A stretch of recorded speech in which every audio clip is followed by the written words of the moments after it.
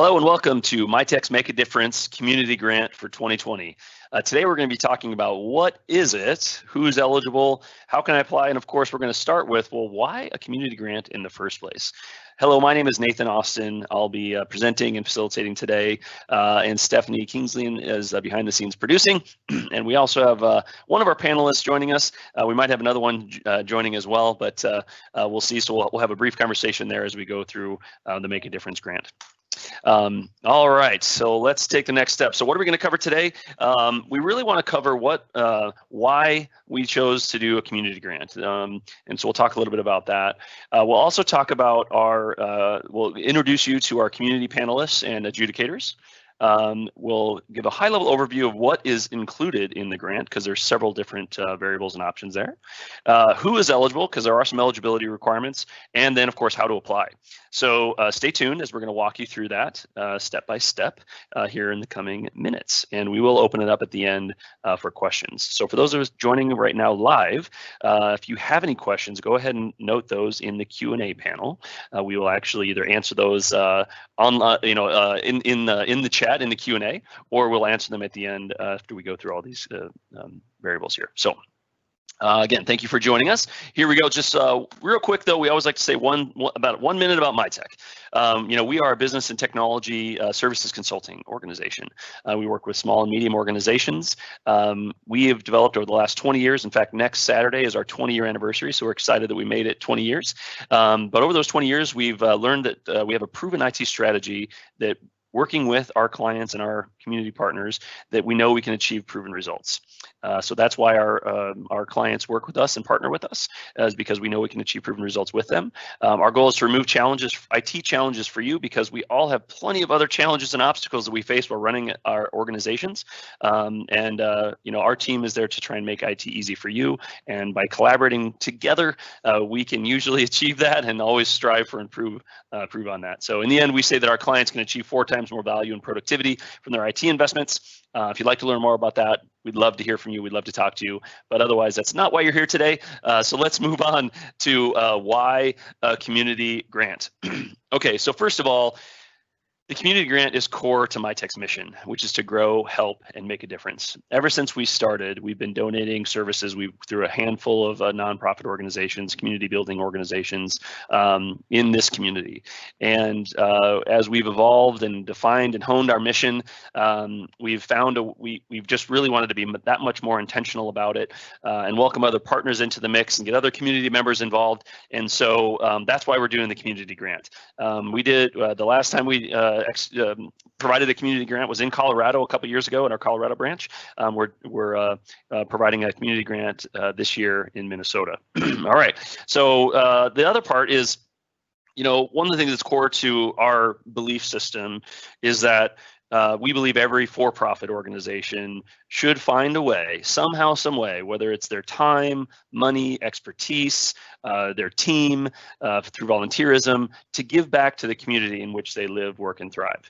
It is a community. We have to live in this community. We all work in this community and enjoy our lives in this community. So by giving back, we can make the community a better place to live. And so that partnership is key, at least in our opinion, for a great community like the Twin Cities.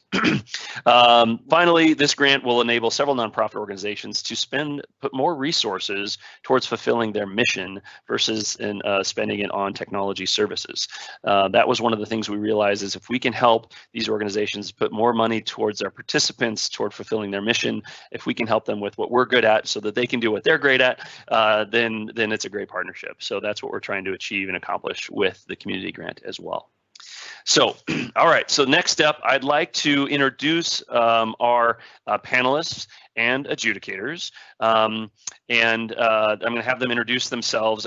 Not all of them were able to join us today, and that's okay. We didn't expect that, but we're thankful for the ones that were able to join us. So I'd like them to introduce themselves, and I'll call on them so they can introduce themselves as we move along.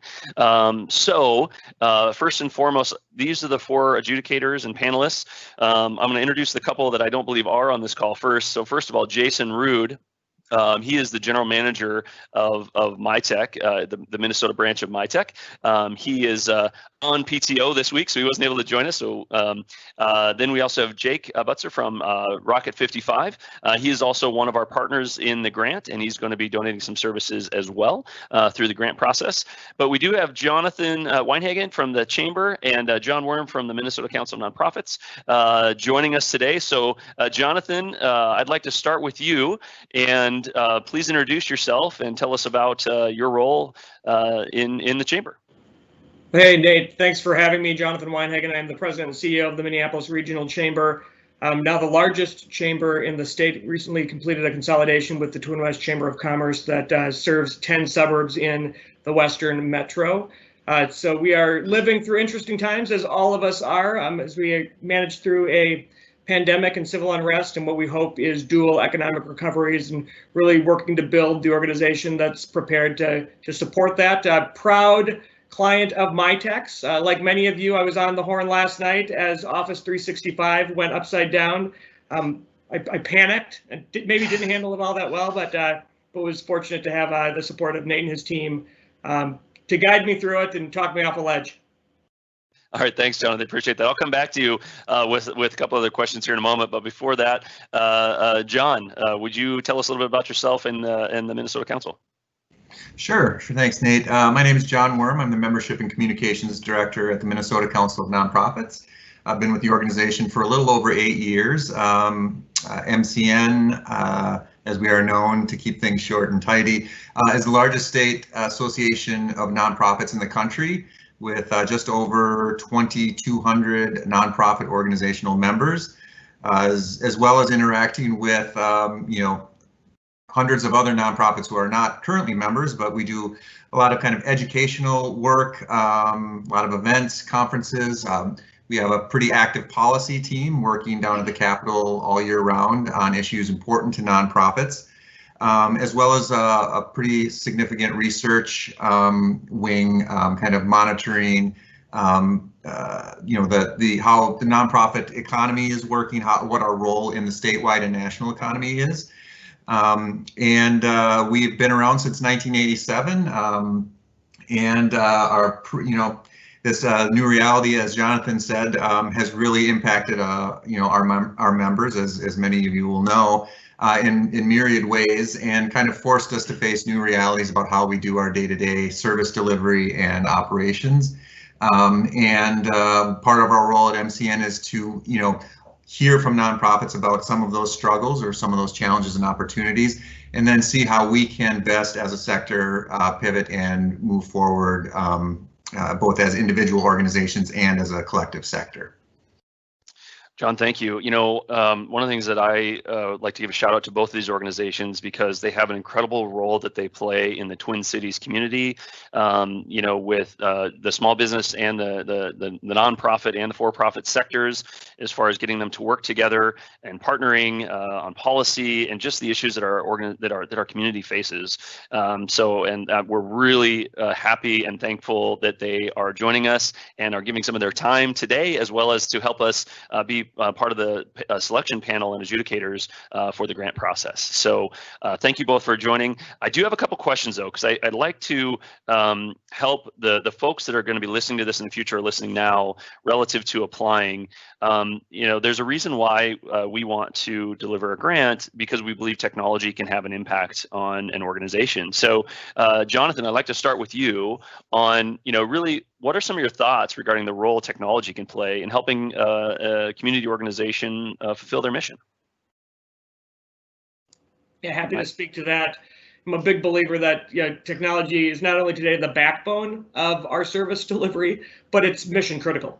As I think about delivering on our mission as an organization to drive economic competitiveness in the Minneapolis-St. Paul marketplace, we couldn't do it without the robust suite of technology interventions that we have accessible. And I think that's, in the last 6 to 7 months, become every bit more clear to all of us as we've been forced into a remote work setting, as we think about the future of work that I think everybody believes, at least in the near term, is going to continue to be in some sort of a hybrid space. So the value that a really robust technology backbone can have in delivering mission and creating culture.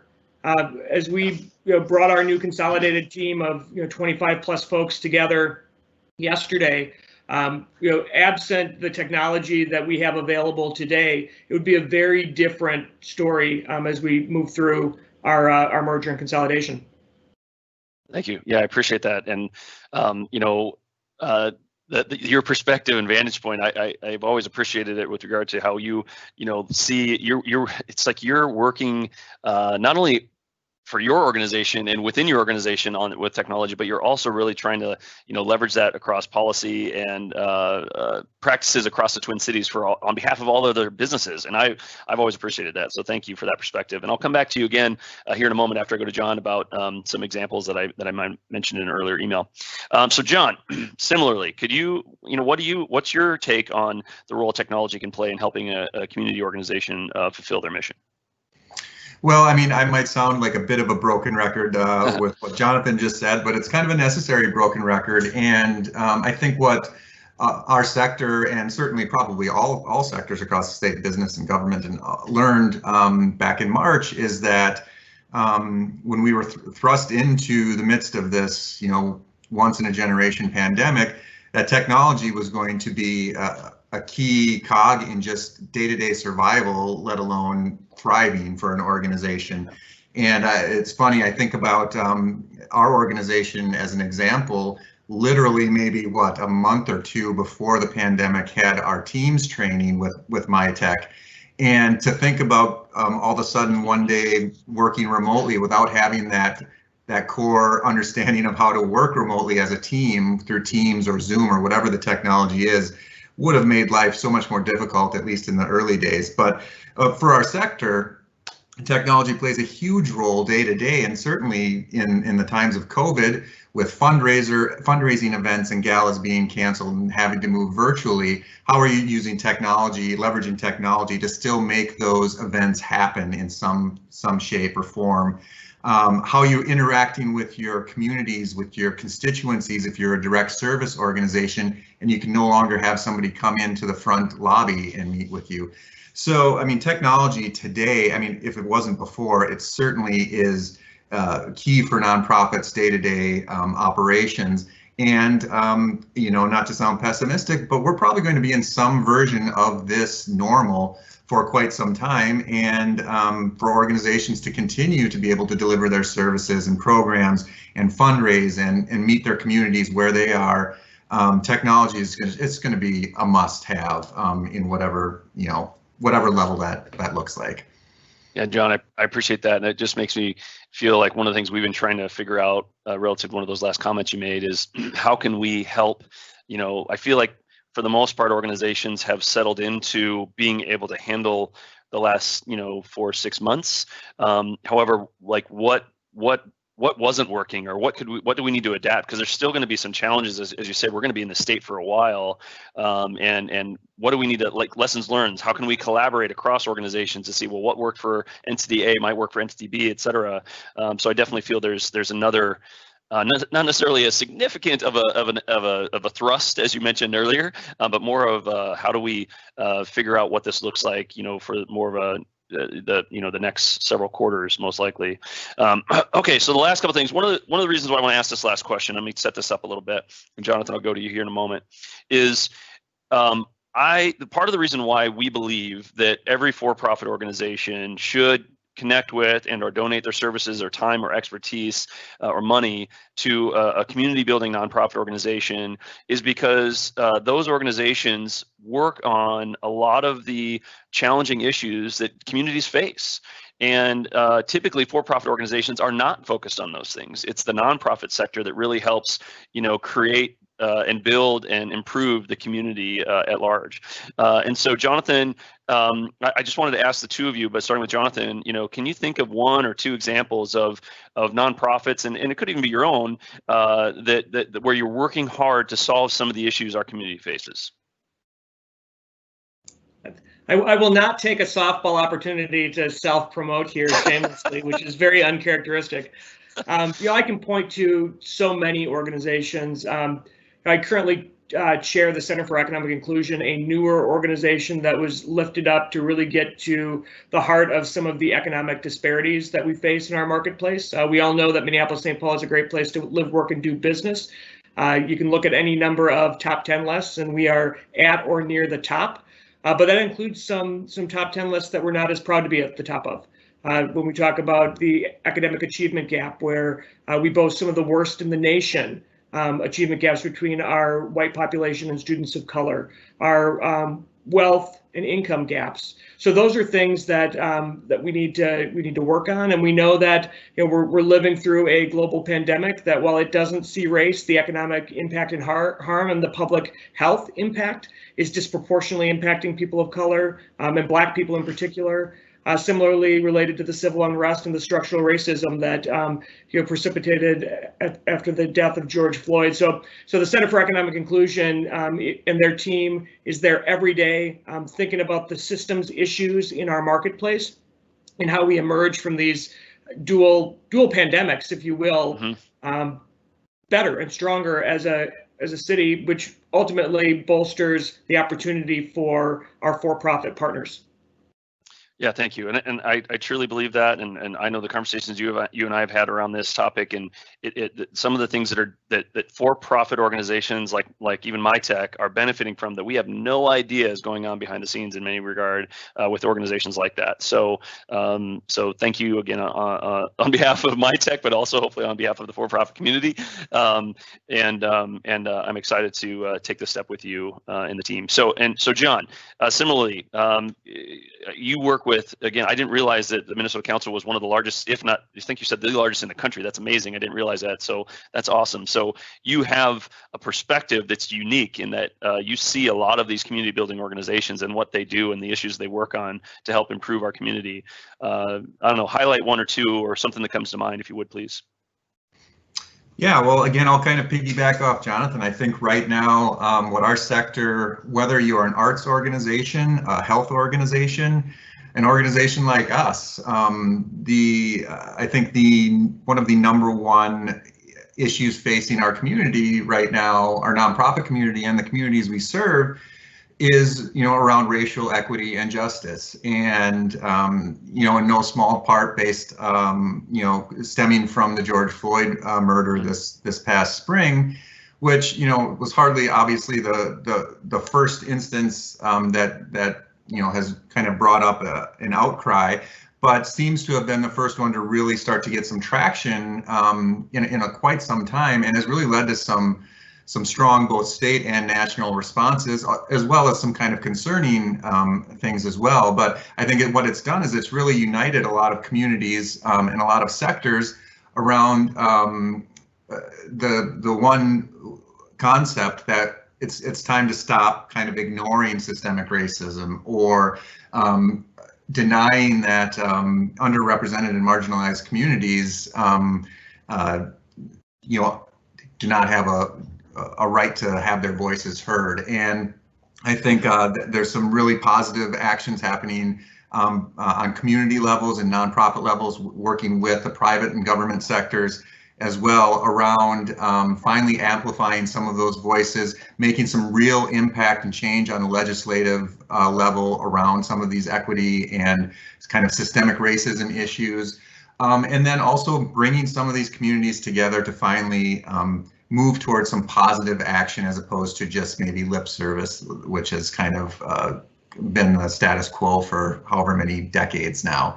So I think that's hopefully a trend that we see continue in the years to come. It's obvious it's not a snap of your fingers solution, but it seems like it's finally gaining some traction, and something we're really excited about at MCN. And I know a lot of our members are really excited about that as well. Yeah, thanks, John. Again, one of the things about this, some of these topics, and I just want to comment that this is not intended, and we're not. This is not about politics, one side or the other. I think that's personally, it's one of the things that I struggle with in communities and just things, just the politics at large, is that it always seems like one side is blaming the other, regardless of which side you're on. And in order to solve these problems, this grant is about bringing communities together. It's about bringing the for-profit community and the nonprofit community and our community at whole together to, just work together to solve the issues and just be better, help our fellow human beings in the places in which we again live, work, and thrive. So that's the purpose. Thank you, gentlemen, for highlighting that. We're going to move on now to just talk about a little bit more what is specifically in the grant and how to apply and those kind of things. So thank you, gentlemen, and just hold tight, and we may have some questions that come up at the end. All right, so moving on, let's talk about, well, what is included in the grant? So the grand prize is being provided by Mytech, where we are donating 3 years of what we call our Smart Business Suite managed and project services that based on the size of the organizations that are in the eligibility range, it's valued around $250,000 in donated services over the next 3 years. We hope that $250,000 in donations can, again, help that nonprofit take those resources that they normally would have spent on technology and to redirect them towards fulfilling their mission. So we're excited about that. And then our partner Rocket 55, what they're offering is search engine optimization, which, acronym SEO, and user experience opportunity assessment, as well as search engine optimization keyword map for your website. So this is huge to be able to, we've worked with Rocket 55 and they do an excellent job of this consultative work to help you make sure that your organization is found and seen, whether it's be for your donors or grant opportunities, and just make sure that your website is easily able to navigate and be found. So they're donating that. We both have some other kind of runner-up consulting opportunities that we're donating as well, but these are the two grand prize packages that are core part of the grant. We are still looking for potential other partners in the technology space that might also be willing to donate their services, and so that might be happening here still in the coming weeks before the grant window has closed, and stay tuned for those being announced later. But for now, that's what's included in the grants. Mytech and Rocket 55 coming together to put these donation services together. So let's talk about who's eligible. Well, there's basically 3 things. If you're a nonprofit or not-for-profit, it's a 501c3 charitable organization. That's the first requirement. Secondly, your headquarters is in Minnesota. The reason why I say headquarters is because we want to work with organizations that are based here so that we can physically work together and meet with each other. I know face-to-face is a little hard right now, but in the future, we hope to be able to do that. It doesn't mean that if you have locations outside of Minnesota that means you're ineligible. It just means that you're headquartered in Minnesota is really the criteria. Finally, the size of the organization is between 15 and 40 technology users is the way we talk about it. Those are people in your organization that are actively using technology to do their job and fulfill their role on a day-to-day basis. Part of that is just to limit our overall scope of what we're doing, and by limiting the size of the organization or specifying the size of the organization, that helps us make sure that we're able to be successful as well working with you. So those are the core eligibility requirements. There's more eligibility requirements that are on rules and regulations on the website, which is here. How to apply. It's mytech.com/grant. That is where you will find all of the panelist information, more information about the grand prizes and runner-up prizes, the rules and requirements, eligibility timelines, etc. But at a summary, the grant application opens up this Thursday at 8 a.m. On October 1st, and it runs until the evening of November 20th at 11:59 p.m. Central Standard Time. So that is the window of opportunity to apply. And the only other thing that is a requirement, it sounds like a little obvious, but the entrant must have, the person filling out the application must have the authority to enter on behalf of the respective organization, whether they're an employee, a board member, a director, et cetera. But we want to make sure that they're entering in on behalf of the organization, that they have the authority to do so. So those are really the key requirements. Again, there's a much longer list and some more information online at mytech.com/grant. But these are kind of the high points that we wanted to touch on today. And finally, the event, it's going to culminate in Make a Difference community event. Now we are going to, we have a large training room that can seat 80 to 100 people that we have at our office. So we're going to be trying to do a live and virtual. Live for that subset of folks that might feel comfortable being in presence, and we'll social distance, masks, and all that. And for those who can participate virtually, we're happy to do that too. So we'll have a whole AV audiovisual event where you can join live and participate virtually as well. Again, that's at our office, and then we'll be using a Teams live event. And a representative of your organization must be present to win, and that is either live or virtual. So we're not going to require you to be present physically in order to win, but we want you present live, physically or virtually in order to win. So that's a high level of what we wanted to cover today. I want to say thanks everyone for attending. Please reach out if you have any questions, and we're very excited to be able to do this. Again, as John mentioned, kind of in this hybrid, how are we engaging folks with technology when we can't always be there in person. So we're excited about this event, and like I said, it'll kick off on Thursday. So Stephanie, I'd like to open it up to any questions for our panelists. If there are any. I know that I wasn't expecting a lot, but just in case, I thought I'd pause and see if there's any questions we might be able to answer. Thanks, Nate. No, there's no questions right now. Okay, very good. The only thought that I had that that we were, John and I, and I'm just curious if there's any thoughts that come to your mind relative to this is one of the things that we have found when this is the second time we've delivered the Make a Difference community grant, and one of the panelists constituents from the last time we did this, they mentioned how they look for an organization as far as the selection process. This is what was in their head as they were going through all the applicants, is that they really wanted to find an organization that not just to receive the grant of donation of services, but that is in a position to truly leverage the grant and the donation of services, to really catapult or be a catalyst for them to take a step forward. That was something that I thought was really interesting from that panelist a couple years ago, and I really appreciated that thought and intentionality that they brought to the selection process.